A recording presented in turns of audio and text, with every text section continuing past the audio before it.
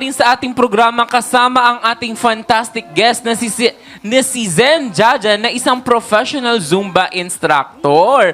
Kaya bumati ka muli sa ating mga ka-fan barkada, Sir Jaja, mula Luzon, Visayas at Mindanao. Ayan, so binabati ko po lahat ng mga viewers po natin mula po Luzon, Visayas at Mindanao at kahit sampung panig ng mundo. Ayan. So sir, sa mga sikat na Zumba instructor, sino ang gusto mong makasama sa stage at makakulab? Ayan, sa Pilipinas po kasi, ang sikat po na Zumba instructor is si Zinmark Kramer Pastrana. Zinmark? Okay. Opo, yan. Doon ba yung hango yung parang may Zin sa pangalan mo? Opo, yun po talaga. sa inspired. Para maano ka na instructor ka. May ibig sabihin ba yung Zin na yun? Meron po. Ang Zin po ay Zumba Instructor Network. Zumba Yan. So, Instructor Network. may mga training din po kami. Kasi ang Zin po kasi, or Zin license is international po siya na license. So, kahit sa ibang bansa, pwede ka pong mag-conduct ng class. Basta po, may license ka po ng Zumba. Oh, si sir ba ay mahal maningil ng Zumba or affordable? Ano po? Afford naman po.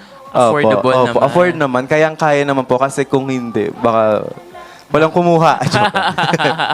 Pero so far, sir, sino-sino na yung parang meron ka na bang nakakulab na favorite mo or winish mo na makakulab na nagkaroon na kayo ng collaboration? Sa ngayon po, wala pa po eh. Wala Opo, pa? kasi busy po talaga sa mga schedule. May mga kanya-kanya po kami mga schedule. Oo. Pero maliban ba, sir, sa pagsusumba, nabalitaan namin na ikaw ay isang choreographer din.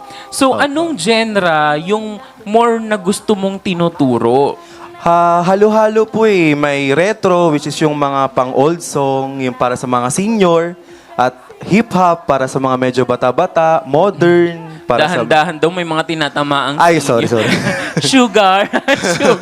sa mga golden na lang po. Golden. Golden. Okay. Ayan. Pero nung nag-uumpisa ka ba, sir, sa pagsusumba, na as a Zumba instructor din ba, minsan ba ay minaliit ka din ba? Opo, meron po. Talaga, may Meron ganun po na, kasi pag nagsisimula po talaga, wala ka pang idea eh. Kumbaga, nahihiya ka pa, malamya ka pa sumayaw, parang hindi sila ginaganahan sa'yo. May times po talaga na tumatayo yung ibang attendees. Tapos minsan talaga pag hindi na nila kaya, umaalis na lang po talaga sila. Which is masakit po sa part namin yun as instructor. Na parang may umaalis. Oo. At saka, parang mararamdaman mong walang suporta sa mga baguhan. Parang hindi ka nila gusto.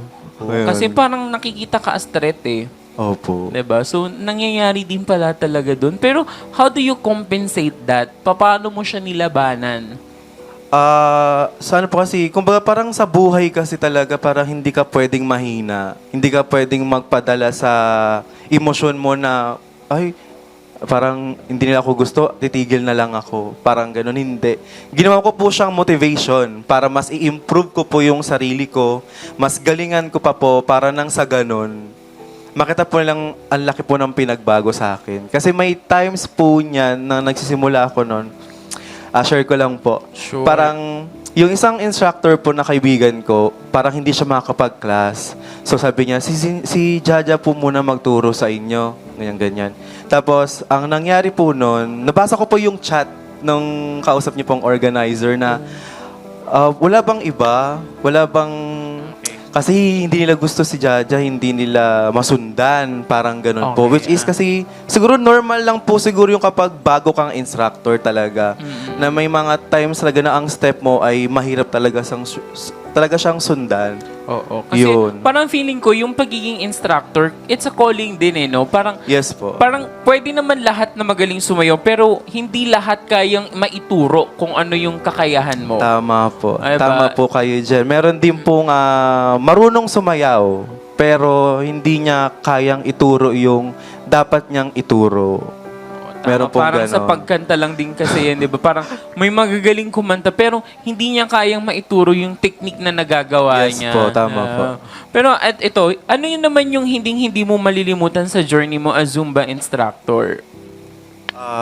Siguro po yung panahon po na ang daming nagda-down po talaga sa akin.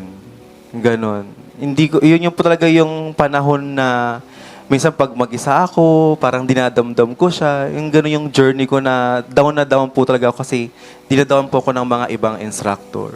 Oo. Pero ano naman ang gusto mong sabihin ngayon sa patuloy na sumusuporta sa'yo sa mga Zumba event mo? Ayan, so gusto ko lang po sana magpasalamat po sa lahat ng mga organizers, sa mga members and groups po na patuloy pong kumukuha pa rin po sa akin, bibigay po sa akin ng schedule. Ayan, yun po. Pero may ipapayo ka ba sa mga nangangarap din maging isang Zumba instructor mo? Maging isang Zumba instructor na katulad mo ay parang nag-doubt din at first.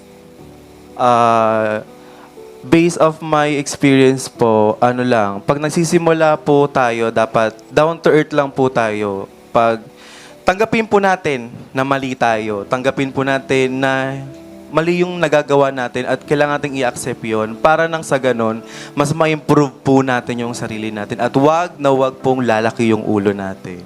Tama Yun po. yun. Napakaganda naman ng payo na yun. Pero wait muna dahil ikaw ay isang Zumba instructor, pwede mo ba kaming mabigyan ng mga swabbing moves na sample na dance? Siyempre hindi kami papayag ng walang sample dito.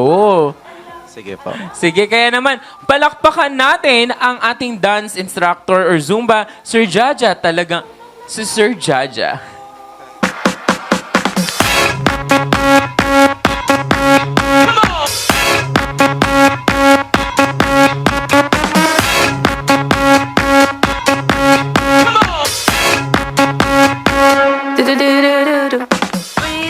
Grabe naman, ang galing-galing naman nun, Sir Jaja. Napakasimple pa lang yun. Pero palakpakan naman natin si Sir Jaja dahil talagang swabing-swabe ang kanyang dance move.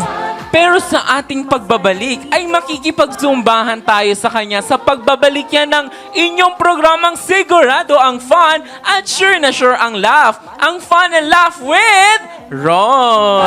And laugh, nood ka na dito. Fun and laugh, at na ma-enjoy mo. Fun and laugh, masaya